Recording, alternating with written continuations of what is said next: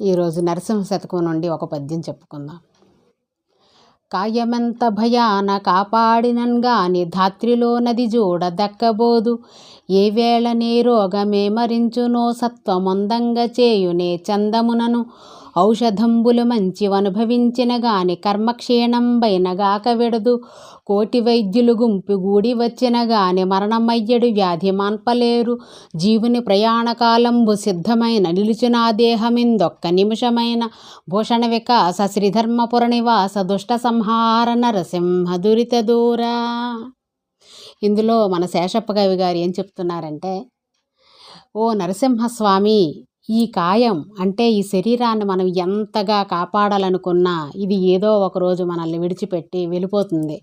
కాబట్టి దీనికోసమే మనం వెంపర్లాడకుండా భగవంతుడనే వాడిని తెలుసుకొని భగవంతుడి నామస్మరణతో మనం ఎంతో కొంత జీవితాన్ని సార్థకం చేసుకోవాలని తెలియచేస్తున్నారు.